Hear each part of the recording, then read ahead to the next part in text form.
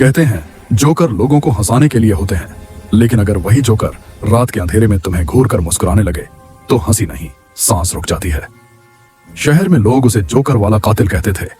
रात के ठीक 12 बजे पुराने सर्कस के पास से चीखों की आवाज आई। पुलिस पहुंची तो एक युवक की लाश मिली। चेहरा सफेद पेंट से ढका, होंठों के किनारे लाल रंग से एक चौड़ी मुस्कान खींची हुई। उसके पास एक नोट रखा था जिस पर लिखा था, हंसो वरना मैं हंसाऊंगा। शहर में दहशत फैल गई। पिछले 1 महीने से हर हफ्ते किसी न किसी की लाश इसी तरह मिल रही थी। हर चेहरे पर वही जोकर का रंग, वही नकली मुस्कान। लोग अपने बच्चों को बाहर भेजने से डरने लगे थे। कुछ लोगों ने बताया कि वारदात के बाद अक्सर दूर से बच्चों की हंसी जैसी आवाज सुनाई देती थी, लेकिन जब कोई वहां पहुंचता तो सब कुछ शांत और सन्नाटा। इंस्पेक्टर कबीर ने केस अपने हाथ में लिया।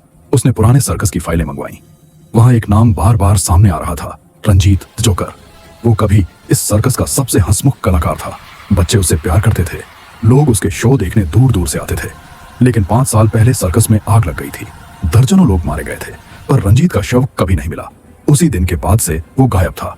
कुछ लोग कहते थे कि वो आग में जल गया, कुछ कहते थे कि वो पागल हो गया और कहीं भाग गया, पर अब लगता था वो लौट आया है, हंसाने नहीं डराने।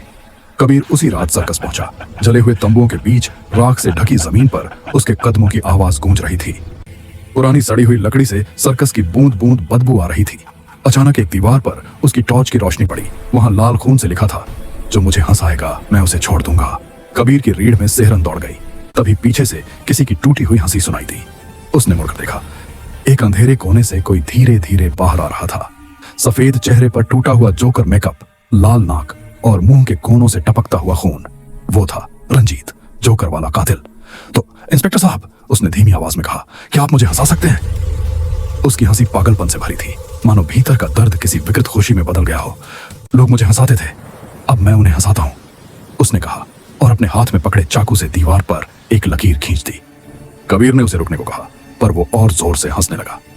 कबीर ने गोली चलाई। पहली गोली उसके सीने में लगी, दूसरी माथे में। रंजीत जमीन पर गिरा, लेकिन मरने से पहले भी उसके होंठों पर वही चौड़ी नकली मुस्कान थी। जैसे मौत भी उसकी हंसी नहीं छीन सकी। अगली सुबह पुलिस ने पूरे सर्कस को सील कर दिया। मीडिया, कैमरे, रिपोर्टर्स, हर कोई जोकर वाला कातिल की चर्चा कर रहा था। केस बंद घोषित कर दिया गया। लेकिन जब 2 दिन बाद पुलिस टीम अंदर गई तो सबके रोंगटे खड़े हो गए। दीवार पर ताजा लाल रंग से लिखा था, शो खत्म नहीं हुआ है, और उसके नीचे रखा था एक नया चमकता हुआ जोकर मास्क।